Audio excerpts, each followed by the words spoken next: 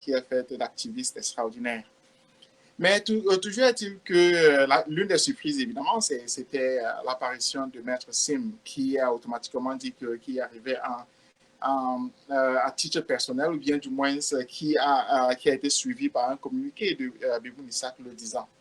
Il demeure sur la table, s'est posé la question de la transition.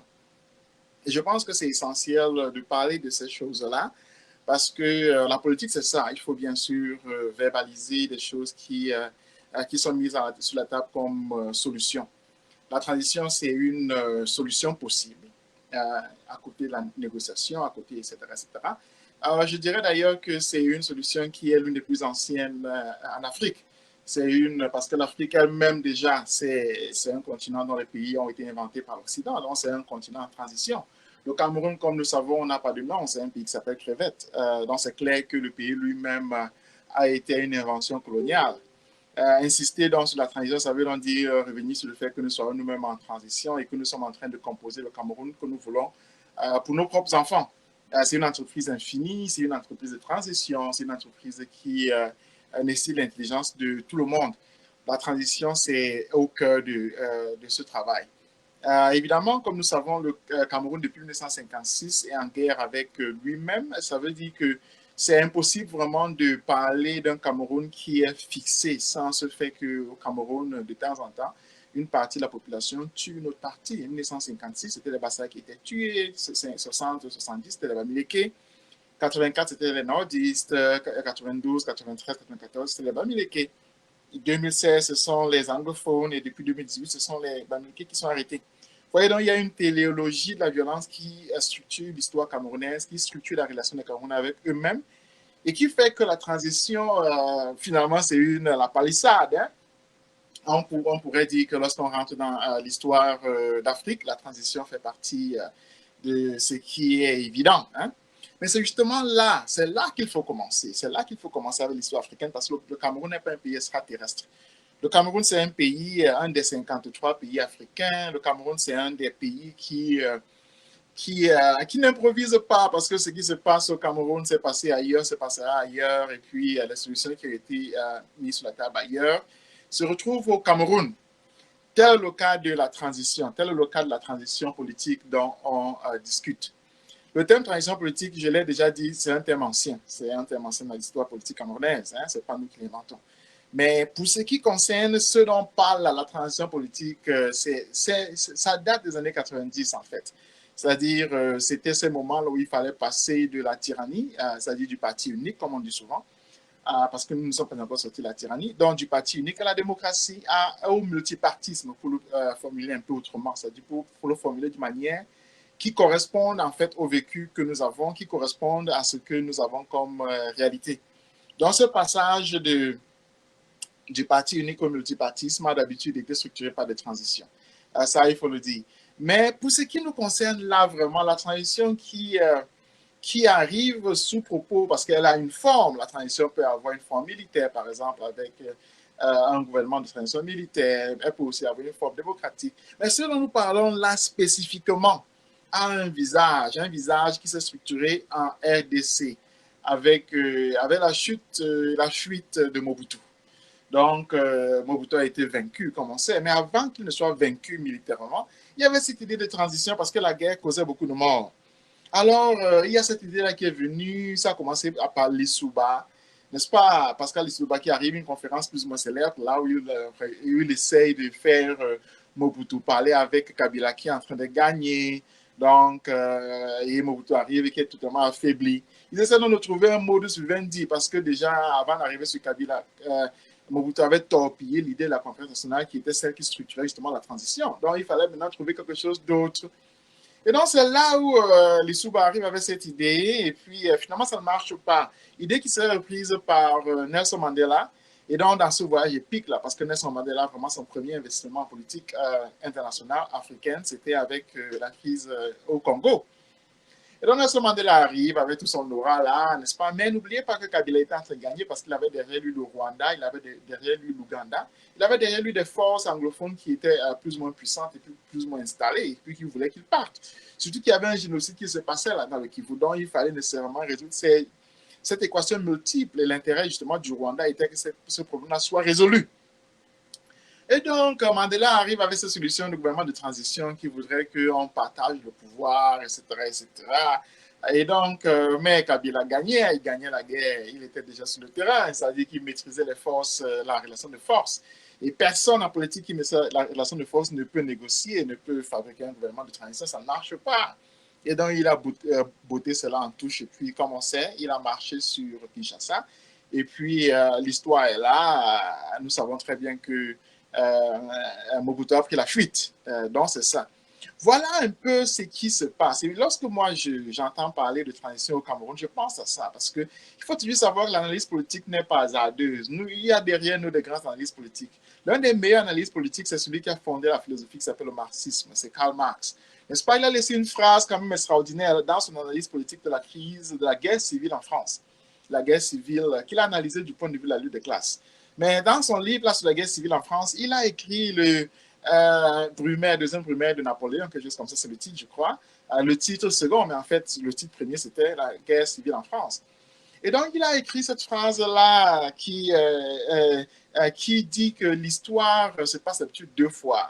La première fois comme tragédie et la seconde fois comme farce. Geschichte, en fait, je ne vais pas dire ça en allemand, je ne connais pas tellement la phrase par cœur, mais vous comprenez ce que je veux dire. Qui a d'abord la tragédie et qui a la farce. Et donc, pour moi, la tragédie, d'habitude, dans cette histoire de transition, dans ce modèle que je viens de présenter, c'est-à-dire qu'il s'est structuré autour de Mobutu et puis de Kabila qui arrivait avec le génocide qui avait lieu au Rwanda et puis ensuite dans le Sud Kivu.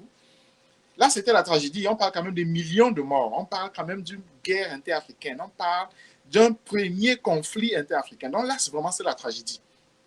Donc, ça a débouché, comme on sait, sur Mobutu qui a pris la fuite, etc.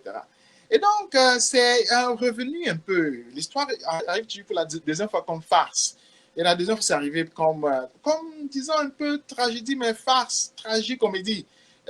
Au Congo encore, ce qui était déjà devenu la République démocratique du Congo, avec le fils de Kabila, Kabila fils, n'est-ce pas, qui à ce moment n'arrivait pas à gérer les forces c'est-à-dire les forces de la réaction qui avaient à leur tête, n'est-ce pas, Bemba, Jean-Pierre Bemba, il n'arrivait pas à gérer ces forces de la réaction.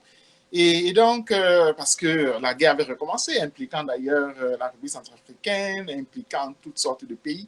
C'était une guerre générale dans l'Afrique centrale, impliquant le Zimbabwe, impliquant vraiment tout le monde. Guerre d'un pays contre l'autre, une guerre générale. Et donc, on est venu avec l'idée, c'est encore ces groupes-là qui, derrière Mandela, ont estimé que finalement, le rôle des anciens chefs d'État était peut-être de jouer ce que Mandela avait joué comme rôle, c'est-à-dire les sages de l'Afrique qui viennent dans des conflits et puis qui donnent leurs idées, qui donnent leurs solutions à des conflits qu'ils ont regardés de l'extérieur.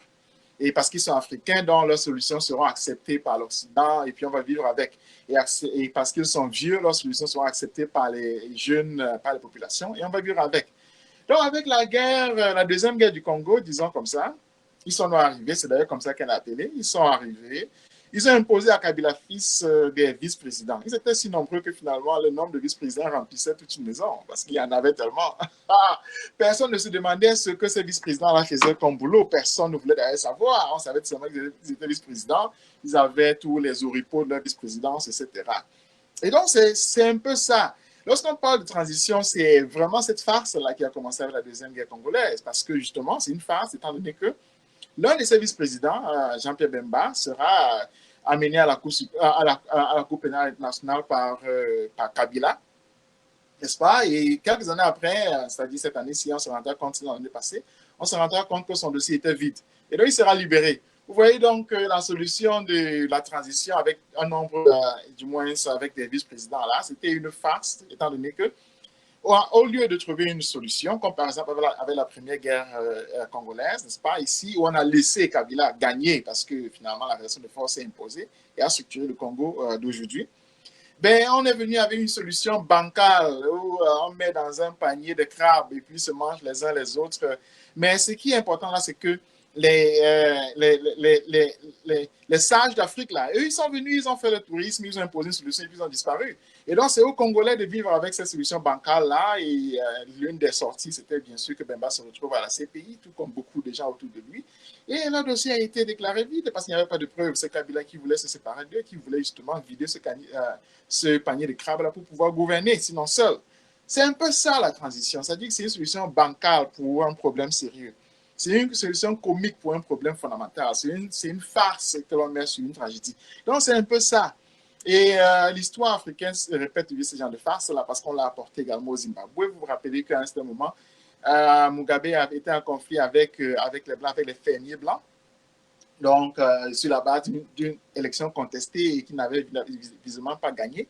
Alors, les sages d'Afrique, venant d'Afrique du Sud, d'habitude, sont arrivés. On lui a dit qu'il fallait trouver un gouvernement de transition, n'est-ce pas? C'est de quoi il s'agit. Et donc, il y a Morgan Tsvangirai qui est devenu donc Premier ministre. Et finalement, ça n'a rien donné parce qu'il a finalement été chassé. Et puis, bon, Mugabe sera aussi chassé. Mais tout fait qu'on se retrouve avec une impasse politique de plusieurs années, 3, 4, 5 ans, sinon même 10 ans. Et rappelez-vous d'ailleurs, même en Côte d'Ivoire, lors de la guerre, là, n'est-ce pas, il y avait Ondinga qui était venu proposer, suggérer à Laurent Gbagbo un gouvernement de transition qui ferait de Ouattara un vice-président. Hein, et donc, qui trouverait un scénario qui ferait de. Parce qu'on s'était rendu compte finalement qu'il y avait trop de personnages pour un pays trop de personnages pour un pays trop petit. Et donc, ça c'était évident. Il y avait Bédier ici, il y avait Ouattara, il y avait Gbagbo. Donc, le plus simple, ces Africains se sont dit, bon, si on maintient le président qui est là, alors on met les autres comme vice-président, tout le monde sera content et puis on peut même faire qu'ils aient le même salaire et puis bon, ça va. Ce genre de cosmétiques-là, c'est même parce que les populations font. On maintient une situation de crise pendant 10 ans, pendant 15 ans, pendant 20 ans, au lieu de secouer rapidement et puis on n'en parle plus. Donc, c'est ce genre de solution-là qui s'est aussi imposé dans beaucoup d'autres pays. Hein, je peux les citer parce que, mais toutes les fois, il y a une constance. Il y a 3 constances. La première constance, évidemment, c'est que c'est une idée qui vient des chefs d'État africains, des anciens chefs d'État. Donc, il y a la sanction de l'Union africaine. Là, c'est un. La deuxième, c'est que c'est une idée qui maintient le président qui est là au pouvoir. Alors que c'est le président qu'on voulait chasser, on le maintient au pouvoir, on lui donne tout simplement des garde-fous qui sont les vice-présidents, n'est-ce pas? Et la troisième chose, c'est que ce n'est pas une solution, c'est-à-dire que c'est un placebo, c'est une farce qui se moque finalement des populations qui sont souffrantes. C'est-à-dire qu'on maintient l'impasse dans laquelle se trouve pendant à peu près 10 ans, alors que c'est bien de secouer les cocotiers et puis d'en finir avec une crise et puis on passe à autre chose. C'est un peu ça dans l'idée générale de la transition. Parce qu'il faut savoir ce que c'est qu'une idée, c'est ça l'idée générale de la transition. Et donc, c'est ce qui a eu son parcours en Afrique, c'est ce qui a eu du moins, ses péripéties en Afrique. C'est ce qui a eu, du moins, ces verbalisations par-ci, par-là, au Congo, à ici, à là, etc., etc. Donc, c'est un peu ça l'idée de la transition. Lorsqu'on parle d'une idée, il faut toujours se représenter ce que c'est, il faut toujours se représenter comment est-ce que elle se matérialise. Hein? Donc,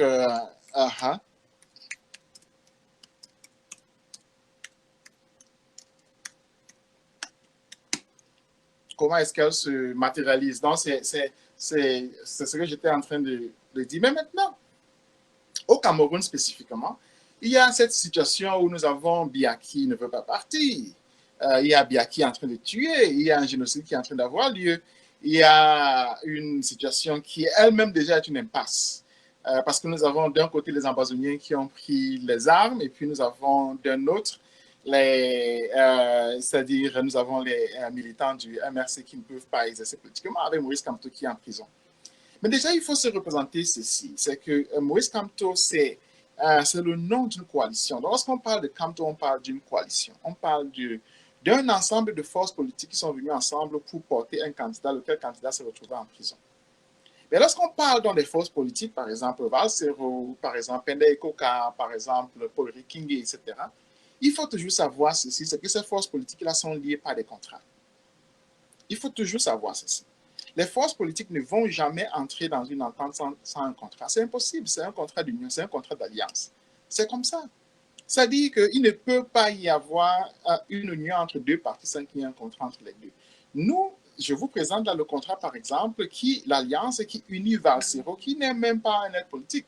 Ça dit que qui est un chanteur, qui unit Valsero avec le groupe qui était derrière lui, les enfants de la Révolution, qui l'unit avec Camto, avec dans le MRC. Vous voyez, c'est ce contrat-là qui est essentiel. C'est que lorsqu'on parle d'union de partis, on parle d'union contractuelle. Pourquoi? Parce que nous n'allons pas commettre l'erreur de nos parents, nous n'allons pas commettre l'erreur de qui a fait les anglophones venir dans une union avec la partie francophone du Cameroun sans un contrat d'union. Ça ne se passe pas comme ça, y compris d'ailleurs avec les alliances politiques. Avec Valsero, comme nous voyons, nous avons un contrat. Nous avons donc une alliance structurée, nous avons une alliance verbalisée qui spécifie, lorsque vous la lisez, qui spécifie comment est-ce que leur relation a lieu durant la campagne et ce que leur relation deviendra après la campagne. Donc là, c'est clair. Ça dit qu'ils structurent ce que leur relation est pendant la campagne et ce que leur relation deviendra après la campagne.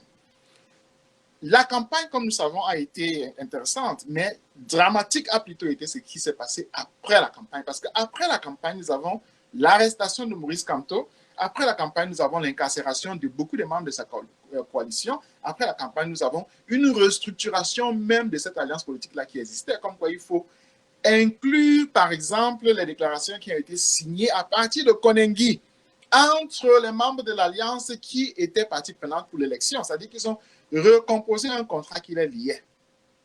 Ils ont recomposé un contrat qui les liait, n'est-ce pas? Donc là, c'est essentiel. Essentiel est de savoir que, donc, lorsqu'on parle de Camto, nous avons une alliance politique qui est structurée. Nous avons une alliance politique dont les membres sont liés par un contrat, par des contrats, et qui spécifie ce qu'ils font, ce qu'ils ne peuvent pas faire, ce qu'ils n'ont pas le droit de faire et ce qui les libère l'un de l'autre.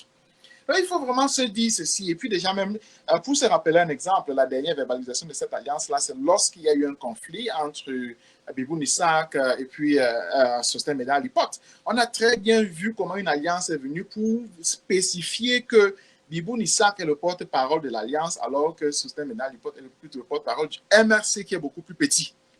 Donc, si on oublie ces détails comme ça, on va croire que la politique, c'est un jeu d'enfant. Il suffit de dire Camto, Camto, Camto. Non! C'est un jeu de relations de force, c'est un jeu de relations de structure, c'est un jeu de relations d'idéologie, etc. par rapport dans une bataille qui du moins qui nous oppose, n'est-ce pas, aux tyrans. Donc, lorsqu'on parle de la transition, c'est un peu ça. Vous voyez déjà que nous avons deux visions différentes. Nous avons deux visions différentes de la structuration d'un pays lorsqu'on voit ce que le Conseil des sages africains faisait et ce que Camto et son alliance sont en train de mettre sur la table. D'une part, donc, nous avons le Conseil des sages qui vient avec, ce sont des sages, c'est là, palabre, on met 4 vice-présidents, on ne sait pas trop ce qu'ils vont faire, c'est un partage du pouvoir, est-ce qu'il y a un contrat entre eux, on ne sait pas. Qu'est-ce que les populations vont faire, on ne sait pas. Alors on les met tout seulement ensemble, on dit maintenant il y a 4 vice-présidents et puis ils s'en vont.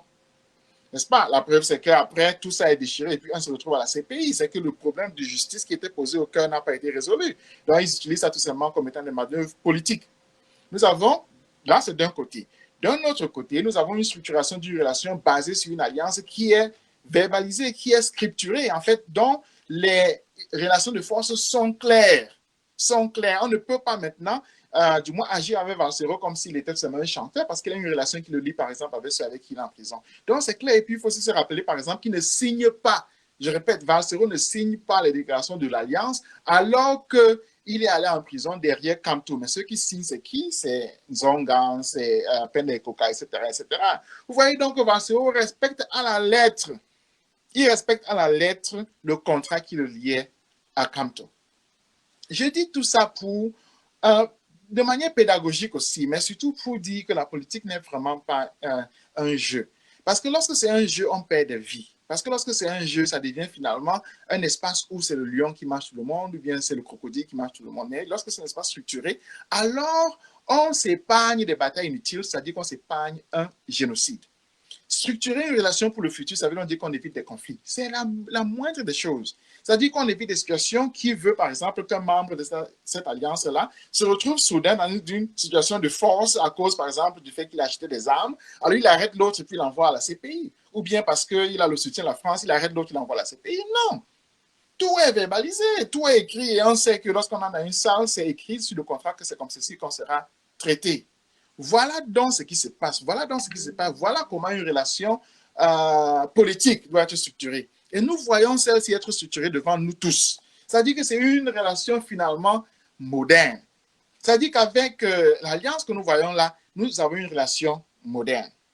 Pourquoi est-ce que je dis ça? Je dis ça parce que, évidemment, l'une des autres personnes qui ne signe pas les textes de l'Alliance, du moins du directoire, etc., qui est en prison, c'est évidemment Akerimuna. Akerimuna n'a jamais signé. Depuis la fin de l'élection, il n'a jamais signé. C'est-à-dire qu'Akerimuna, qui a un parti politique, l'AFP, il est comme Valsero, il se comporte comme Valsero. C'est-à-dire qu'il ne signe pas, il n'a pas signé les textes appelant par exemple aux marches blanches, il n'a pas signé les textes appelant aux secondes marches du 1er et du 8, il n'a pas signé, et il n'a même pas signé le texte spécifiant qui est le porte-parole de l'Alliance. C'est comme quoi, dans les faits, Akerimuna s'est déjà libéré de sa relation avec Maurice Kamto et puis avec l'Alliance, qui signe encore des communiqués, qui signe encore des plateformes. C'est-à-dire qu'Akerimuna se comporte au final comme Valsero. Ça a des avantages, mais ça a des inconvénients. On peut bien sûr dire au niveau privé qu'Akerimuna n'est parti qu'une seule fois en prison rendre visite à Maurice Kamto. Là, c'est le niveau humain. Mais j'ai décidé de parler uniquement du niveau des relations politiques. Akerimuna et puis l'AFP s'est donc libéré de l'alliance qui structure la relation, qui structure les forces politiques que nous voyons en jeu aujourd'hui dans l'espace francophone. Il n'a plus signé aucun communiqué avec Maurice Kamto depuis la fin de l'élection. Il n'a plus signé aucun. Aucun. Penda Ekoka en a signé, n'est-ce pas? Nzonga en a signé, etc., etc. Nous les voyons tous. Mais Akerimuna n'a plus signé aucun. Ça veut donc dire qu'Akerimuna s'est libéré de cette relation-là. Mais alors, qu'est-ce que ça veut dire? Ça veut donc dire qu'Akerimuna arrive cependant avec quelque chose d'autre. Et ça, c'est important de le souligner parce que c'est une idée qui prend corps au Cameroun depuis bien longtemps. C'est une idée qui se structure, qui se fabrique, c'est-à-dire on appelle des gens, on discute, etc. Et ça arrive finalement sur ce qu'on a vu à Munich là, c'est-à-dire que c'est une table qui finalement était pensée, c'est-à-dire qu'avant que les gens achètent des billets, ils ont sans doute discuté pendant plusieurs mois. Et moi, j'ai été au courant de tout ça. C'est-à-dire l'idée de la transition, c'est quelque chose qui est venu, grosso modo, de manière organique, n'est-ce pas? Et puis Akerimuna se retrouve là derrière. Je n'ai pas dit qu'il est devant, je dis qu'il est derrière. Parce que c'est une idée qui, évidemment, lui donne une visibilité politique. Mais il faut aussi se dire ceci.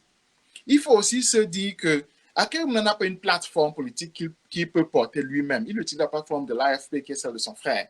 Celle de son frère parce que son frère, c'est celui qui, au Cameroun, là, c'est la spécificité de notre pays, qui a légalisé l'AFP. Donc, c'est le nom de son frère qui est sur le document. Comme quoi il utilise dans ce document-là pour se spécifier comme homme politique. Bref, c'est entre frères, on dirait. Sadio peut être devant, mais c'est entre frères. Ce qui se passe donc, c'est que dans ce mélange-là, nous avons Akerimuna qui a une relation plus ou moins organique avec les anciens chefs de l'État, y compris Thabo Mbeki, qui est un de ces sages africains. Là, ces sages africains, d'habitude, c'est Thabo Mbeki. Vous vous rappelez son rôle en Côte d'Ivoire. C'est Desmond Tutu, c'est Obasanjo. Voilà les trois là, c'est-à-dire qui ont fait leur carrière, mais qui arrivent plus ou moins comme ceux qui résolvent des conflits, etc. Les voilà. Donc, Akerimuna a plus ou moins ses relations avec eux. On peut y ajouter d'ailleurs quelqu'un comme Rawlings, n'est-ce pas, qui joue un peu ce rôle de sage de plus en plus, mais lui, il joue ce rôle plus ou moins de manière révolutionnaire, c'est-à-dire qu'il soutient un peu trop les Amazoniens. En fait, il les soutient. Bref, il a une oreille pour ce qui se passe dans la zone anglophone. Donc, je revenais donc sur Akerimuna qui se retrouve comme étant celui qui a une relation de photo. Je ne sais pas si c'est une relation politique, mais une relation de photo avec ces chefs de l'État là, avec lesquels il prend des photos, il présente ces photos-là, les photos. Et donc, clairement, c'est une idée qui vient dans ce sillage-là, c'est-à-dire qui prend forme autour de lui, qui implique des gens. Mais aucune idée ne peut prendre forme comme ça au Cameroun sans avoir son substrat farcique, son substrat comique. Et ce substrat comique-là arrive avec Kawala, parce qu'évidemment, comme nous savons, depuis à peu près 2016, elle se promène au Cameroun là sans jamais être arrêtée. Elle se promène au Cameroun avec une idée qu'elle appelle transition politique. Elle fait des marches avec 4 personnes, parfois avec 19 ans. Elle faisait, parce qu'elle a arrêté de faire des marches avant l'élection. Donc, elle faisait des marches, etc., transition politique par là, etc. Bref, elle vit un peu de ça, de Facebook, même si elle est basée au Cameroun, avec un parti qui n'existe plus finalement, c'est-à-dire 4-5 personnes. Et donc, ils postent des choses sur Facebook, ça leur donne l'impression d'avoir une certaine présence politique, d'avoir une certaine aura politique, apparaissent à la télévision, font des interviews. Ça leur donne plus ou moins l'impression d'être important. Bref, c'est Kawala avec dans l'idée de la transition qui l'a fait marcher et qui, tous les vendredis, parfois sur Facebook, on voit des photos de gens qui sont habillés en noir. Alors, qu'est-ce que ça donne? On ne sait pas. Nous avons l'habitude de voir au Kenya, au Nigeria, au Sénégal, au Zimbabwe, des meetings avec 1000 personnes. Elle arrive là avec des meetings de 3 personnes et puis elle estime qu'elle est une femme politique. Bref, c'est un peu ça. Comment une idée retrouve sa sœur au Cameroun, une idée qui est facile à dire, comme on dit, une idée qui est comique, retrouve sa sœur qui est beaucoup plus comique. Là, c'est la situation camerounaise. Et bien sûr, on peut y ajouter Alice Tom, qui n'a pas été tellement en politique et qui se retrouve là à vouloir être l'ambassadrice de la basse et qui se retrouve là en train de, après avoir défendu Marafa, après avoir défendu tel ou bien tel, après avoir défendu les homosexuels, etc., elle se retrouve donc maintenant à vouloir être le porte-parole, sinon l'ambassadrice de la basse. Donc, vous voyez, puis, bien sûr, Maître Sim qui arrive de manière informelle, sinon à titre privé, dans une réunion politique qui est organisée d'une part par l'ancien code, on voit les gens du Camdiac, de Bedzigi, n'est-ce pas, qui est porté par un certain parlementaire, là, je ne sais plus trop s'il est espion, sinon quoi d'autre, et puis Esso qui arrive soudain avec une UPC qui n'a que dans ses bagages. 5 ou bien 10 personnes qui se trouvent dans une salle, mais qui transforme soudain une idée qui a au-dessus du continent africain avec ses visages tragiques et plus comiques, la transforme en une farce vraiment, en une farce qui nous aurait fait rire.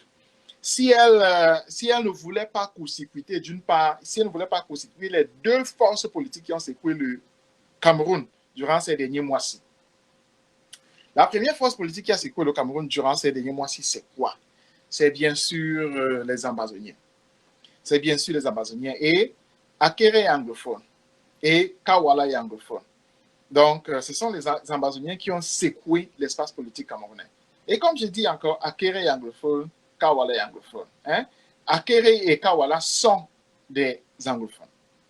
Nous, avant de commencer cette émission, si j'ai vu une vidéo de la zone anglophone où il y avait pratiquement une armée qui était mobilisée, c'est-à-dire on parlait de plusieurs centaines de personnes qui ont des armes. Alors, Akere arrive avec l'idée d'une transition politique, etc., alors que dans son propre coin, là, dans son propre village, là, les gens sont armés, sont la force politique. Akere ou bien Kawala arrive avec l'idée d'une transition politique, alors que dans son propre village, Santa, les populations sont en train d'être exécutées. Alors qu'on voit vraiment un génocide qui est en train d'être mis en branle là, nous avons des politiciens qui arrivent avec une idée de carton, c'est-à-dire une idée de carton, parce qu'elle transforme une idée qui a fait carrière déjà de manière tragique en Afrique, une idée qui a fait carrière de manière comique en Afrique, c'est-à-dire qui a structuré, n'est-ce pas, la première guerre du Congo, qui a structuré la deuxième guerre du Congo. Et donc, ils arrivent avec cette idée-là qui a fait le tour de l'Afrique avec vraiment plus d'échecs que de succès.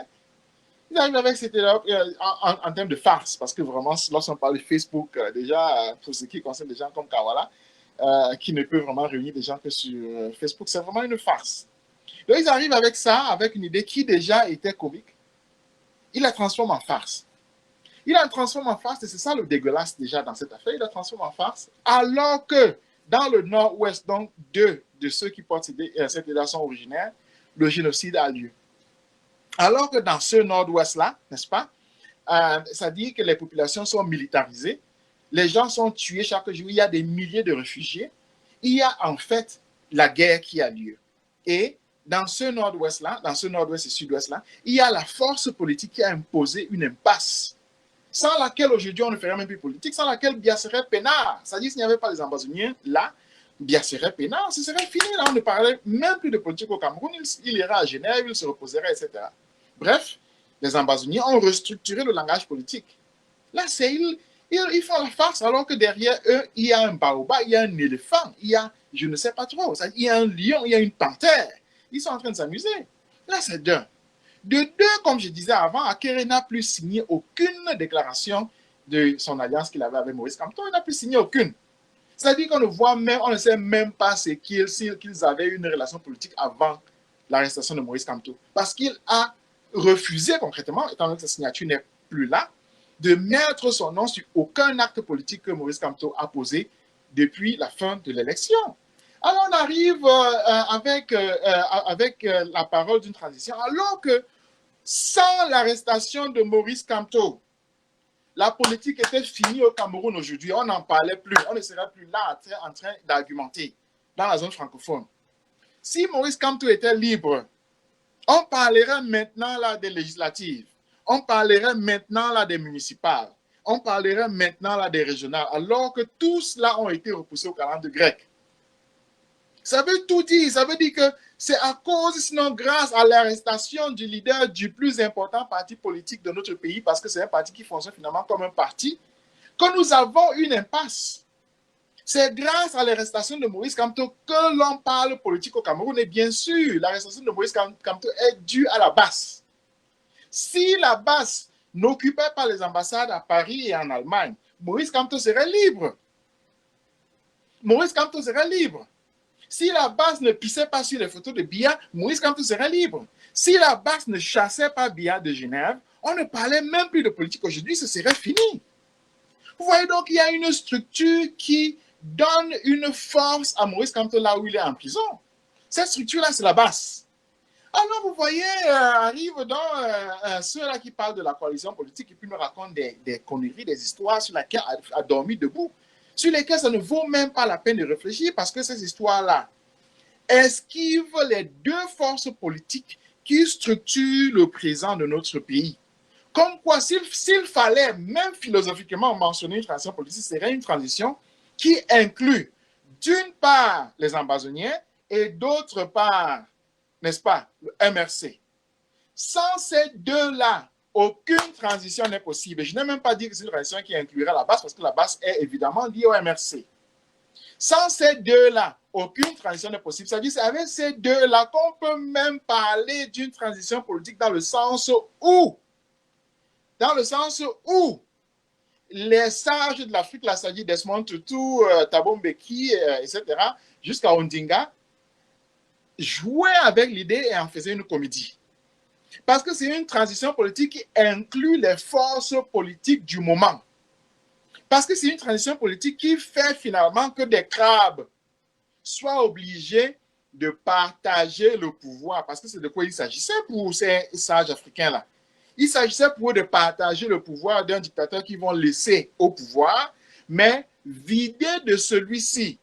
C'est de quoi il s'agissait. C'est de quoi il s'agit dans la transition. C'est-à-dire laisser le tyran au pouvoir, comme Biya veut mourir au pouvoir. Donc, on le laisse au pouvoir, mais on vide ce pouvoir-là de sa structure. C'est de quoi il s'agit. Ici, donc, ça voudrait dire, s'il faut prendre l'idée de transition politique au sérieux, ça voudrait dire ceci. Ça voudrait dire qu'on prend Biya, on le laisse au pouvoir, et donc, en dessous de Biya, on lui met des vice-présidents. D'une part, on met comme vice-président un ambazonien, un vrai ambazonien, pas un anglophone faux francophone comme Akeremouna, ou bien comme Kawala. Et d'autre part, donc, on met le leader de l'alliance autour de Maurice Kamto, c'est-à-dire Maurice Kamto lui-même.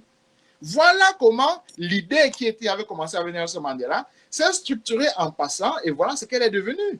Comme quoi, si au Cameroun, on parlait vraiment de politique, c'est-à-dire de relations de force, voilà ce que ça serait. Ça serait donc une association de crabes dans un panier avec au-dessus d'elle Paul Biya qui serait vidé de son pouvoir.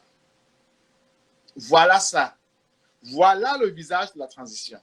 Voilà le visage donc de ce qu'on peut appeler sérieusement une transition politique. Parce que alors, on dirait, Biya va mourir au pouvoir, mais il a autour de lui des vice-présidents qui sont partie prenante de ce pouvoir-là et font que le pays ne soit pas dans un conflit, par exemple, une guerre. C'est-à-dire qu'on aurait arrêté la guerre, etc., etc. C'est ça. Ça n'échappe pas à l'intelligence d'un enfant parce que c'est visible. Ça s'est passé dans tous les pays africains où l'idée de transition s'est mise sur la table. C'est cette idée, dernièrement, comme je disais, avec Ondinga, qu'il a transporté en Côte d'Ivoire lorsque la Côte d'Ivoire était en guerre. Et on a voulu imposer Ouattara comme vice-président de Gbagbo pour laisser Gbagbo au pouvoir.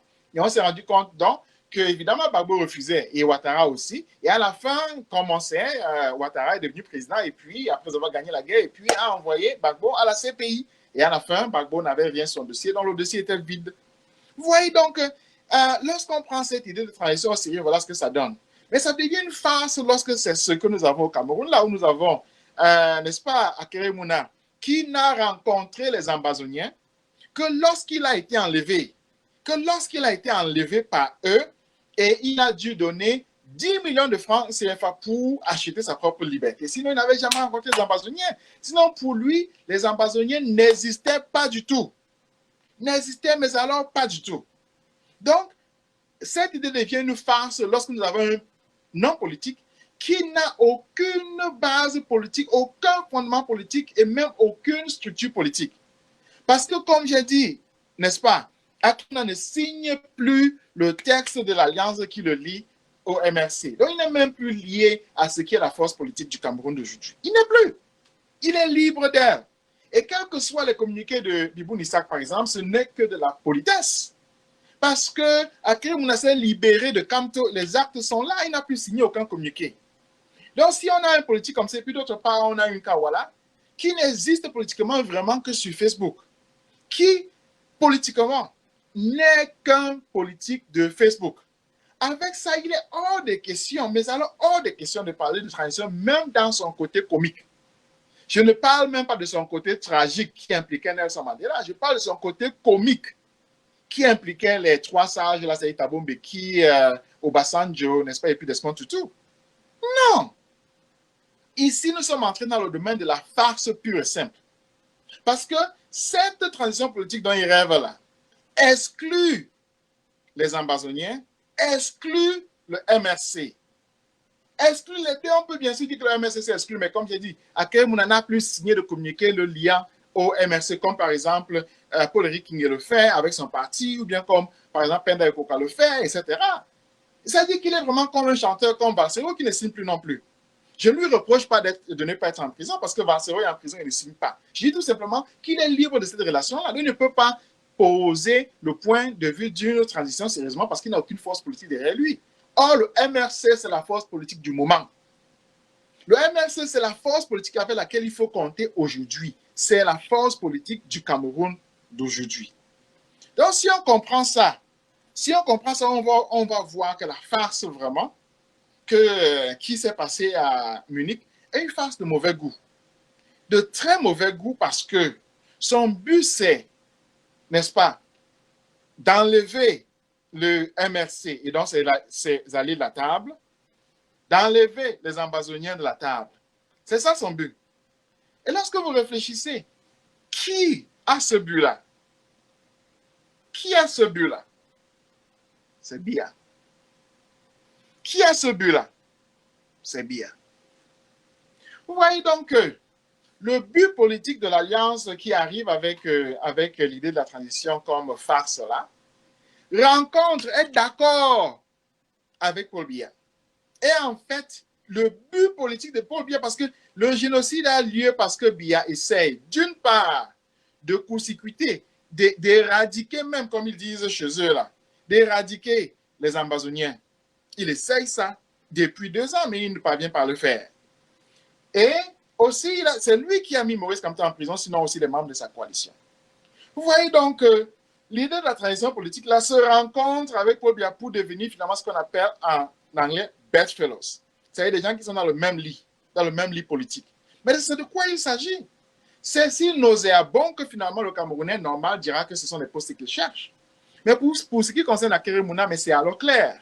Parce que c'est ça qu'il veut. Est-ce que ce sont ces 10 millions-là que les Ambazoniens lui ont pris qu'il veut récupérer? Est-ce que c'est le poste de vice-président que son père avait, vice-président administratif que son père avait, qu'il veut maintenant récupérer, retrouver par des manœuvres politiques, en fait, extraordinairement nauséabondes? Mais c'est quoi donc finalement on n'arrive pas à comprendre? Est-ce que c'est parce que le vice-président qu'il aurait été, si Maurice Kamto était à Etoudi, lui a échappé, alors il veut devenir vice-président par d'autres moyens? Mais alors est-ce que son rêve politique ne s'est vraiment limité qu'au niveau des vice-présidents? C'est extraordinaire, il faut se poser ce genre de questions-là, parce qu'évidemment avec Awara, ça ne vaut même pas la peine. Mais pourtant avec elle, la question qui se pose, c'est la suivante. Comment peut-on manquer autant de respect aux morts de son propre village? Moi, je n'ai jamais compris ça. Est-ce que c'est le mauvais cœur? Comment peut-on marcher sur les cadavres de ses propres frères et sœurs qui ont été tués à Santa pour venir parler de transition alors qu'il faut parler de génocide? Mais je n'arrive pas à comprendre ça. Qu'est-ce qu'il faut encore pour que les hommes politiques, les femmes politiques de notre pays commencent à parler de génocide? Moi, je n'arrive pas à comprendre. La personne, les médias, les structures qui parlent de génocide, c'est le pouvoir. Vous vous rappelez très bien que c'est le pouvoir Boulou, n'est-ce pas, qui a mentionné le mot génocide en m'accusant, moi, de fomenter un génocide des Boulous. Donc, c'est le pouvoir Boulou qui a utilisé le mot génocide pour la première fois. Quand est-ce que donc je verrai des gens qui se réclament, d'une part de la société civile, c'est-à-dire comme Merchant Com, Alice Com, ou bien comme n'importe qui se nomme Sim, ou bien Kawala, ou bien je ne sais pas trop Akere, quand est-ce qu'on va les voir parler de génocide? C'est ça la question. Parce que c'est ça le fondement. Qu'est-ce qui est comme problème au Cameroun maintenant? Il y a deux forces politiques qui ont mis le pays dans l'impasse. Cette impasse-là s'appelle quoi? Ça s'appelle, d'une part, il y a une force qui veut l'indépendance et elle ne sera jamais vice-président de BIA. Comme quoi les ambassadeurs ne seront jamais vice-président de BIA. BIA peut l'oublier. D'autre part, il y a Maurice Kamto qui est en prison et qui ne sera jamais vice-président de BIA. BIA peut l'oublier également. Donc nous avons cette impasse-là qui est claire. Est-ce que c'est difficile à comprendre? Est-ce que c'est difficile à comprendre? Et donc on se retrouve à cause de cette impasse-là avec un pouvoir qui est en train de poser des actes désespérés. Parce qu'il est en train de perdre la guerre qu'il mène contre ces deux forces-là. Qui pose des actes, brûle des villages, viole par-ci, tue par-là, fait la politique de la terre brûlée, arrête sur la base du faciès, n'est-ce pas, commet un génocide au final. Nous avons un pouvoir qui est si désespéré qu'il est en train de tuer sa propre population à laquelle il a déclaré la guerre. Voilà ce que le Cameroun vit, voilà ce que nous voyons, voilà ce qui est notre réalité tous les jours. Alors, c'est là où il faut se demander, mais qu'est-ce qui ne va pas à nos politiques pour qu'ils se retrouvent dans une situation où ils doivent se mettre à genoux devant un pouvoir génocidaire alors qu'il s'agit de le chasser? Qu'est-ce qui arrive à nos politiques? C'est-à-dire, n'est-ce pas, ceux qui s'amusent avec l'idée de la transition-là, qui jouent avec les morts des gens, qui marchent sur des cadavres. Qu'est-ce qui nous arrive de telle sorte que nous sommes en train d'attendre que les politiques de l'opposition mentionnent pour la première fois le mot génocide? Parce que ça changerait de dimension. Alors, de quoi est-ce qu'il parle? Il parlait de dialogue inclusif. Il parlait de droits humains qui sont violés. Il parle maintenant de transition. Mais ils vont parler de tout à la fin. Alors que nous savons tous que Biya a déclaré la guerre au peuple camerounais le 30 novembre 2017. Il a déclaré la guerre. Il a déclaré la guerre au peuple camerounais. Donc, il est hors de question d'oublier que, en le faisant, il a créé automatiquement une distinction entre, d'une part, les coupables et les victimes. Les coupables et les victimes. Et la conséquence de cette distinction, c'est que nous avons un génocide. Nous avons un génocide. Alors, est-ce qu'il faut 1 million de morts? Est-ce qu'il faut 2 millions de morts? Est-ce qu'il faut 100 000 morts, 200 000 morts pour que notre classe politique se réveille à cette réalité qui est devant les yeux de tout le monde? Alors que déjà, les Américains, les Anglais, les Suisses parlent de génocide. Mais où est-ce qu'on est là? Je prends la parole vraiment pour poser ces questions qui sont simples, qui sont logiques, qui ne devraient pas échapper à notre intelligence parce qu'en fait, nous sommes des enfants intelligents. Nous sommes des gens qui venons d'une histoire, comme j'ai dit. Nous sommes un pays qui est un pays parmi 53 autres pays. Nous n'inventons pas la politique. Mais cette politique-là, c'est une politique pour sauver la vie des gens. C'est ça le fondement. La politique est là pour rendre le vécu des gens possible. Autrement dit, la solution de la transition telle qu'appliquée par Mandela, suivant l'idée de Lissouba, c'est casser les dents parce que justement, elle ne permettait pas d'arrêter la guerre. Un voulait la gagner, un voulait maintenir une impasse pendant trop longtemps. La solution qui est devenue comique, là c'est la tragédie, la solution qui est devenue comique, n'est-ce pas, avec les trois chefs d'État là, y compris Tutu, c'est-à-dire Thabo Mbeki, c'est-à-dire Tutu, bien sûr, Obasanjo, n'est-ce pas, son but, même dans son côté comique là, était d'arrêter une guerre, que ce soit d'ailleurs au Zimbabwe où il y avait vraiment des morts, que ce soit au Congo, la deuxième guerre du Congo, où il y avait des millions de morts, n'est-ce pas? Que ce soit en Côte d'Ivoire, comme on a vu, où après Thabo Mbeki, c'est Ondinga qui est venu, n'est-ce pas? Il y avait une guerre. Donc, l'idée de cette transition-là est toujours pour arrêter la guerre. Au Cameroun, là, c'est pour faire quoi? C'est pour sauver quoi? C'est pour arrêter le génocide? Ces politiciens n'ont jamais mentionné le mot génocide, n'ont aucune relation politique avec les acteurs qui ont une relation de force à l'intérieur de l'espace camerounais. Aucune. C'est-à-dire qu'Akere ne peut pas parler au nom de la coalition là qui le lie. La première fois où j'ai encore vu son nom lié à celui de Maurice Kamto, c'est dans le communiqué de Bibou Nessa qui est sorti aujourd'hui. La première fois. C'est-à-dire que depuis décembre, depuis octobre 2018, il n'a plus jamais rien signé avec Maurice Kamto. Il s'est exclu personnellement de la coalition gagnante, comme on dit. Hein? Il n'était plus là. Donc, qu'est-ce qui est donc son projet? Comme on dit au pays, quel est son projet? Kawala, quel est son projet? Elle n'a jamais mentionné le mot génocide. Alors, mais si moi, j'avais en fait cru qu'elle était intelligente, si elle était intelligente, elle aurait fait revivre Cameroun Bosso. Parce que l'heure d'aujourd'hui, c'est l'heure de la société civile. C'est la société civile qui peut poser facilement le problème du génocide. Elle ne le mentionne pas. Mais de quel pays est-ce qu'on parle là? Nous avons un pays, le Cameroun, où la valeur de la vie même n'a plus de signification. Alors la politique veut dire quoi? Mais la politique est là pour défendre la vie. La politique est fondée dans la défense de la vie. C'est la politique qui rend la vie vivable. C'est la politique qui fait qu'on veut vivre dans un pays. C'est la politique qui fabrique les modalités du vivre ensemble. En fait, même c'est la politique qui fait que les gens veuillent habiter dans un espace. Parce que la politique, c'est la manière même de structurer ce vécu collectif-là. Mais de quoi est-ce qu'on parle là? L'idée de la transition est devenue comique et puis est devenue une farce parce que finalement, ce n'était plus que la distribution des postes à des gens qui avaient des armes. Donc, pour faire partie de cette coalition-là, de cette transition, il fallait avoir des armes. Ce qui s'est passé au Congo, 4 personnes, je crois même c'était 5, qui se retrouvent vice-présidents, mais qui en fait ne sont à cette position-là que parce qu'ils ont des armes. Vous voyez donc qu'on ne peut pas prendre ça au sérieux. Parce que justement au Cameroun, ceux qui ont les armes ne seront jamais dans une transition. Ne seront jamais. Les ambassadeurs ne seront jamais. Ce n'est pas Kawala qui va les convaincre d'y aller parce que justement, elle est méprise. Parce que justement, elle est méprise.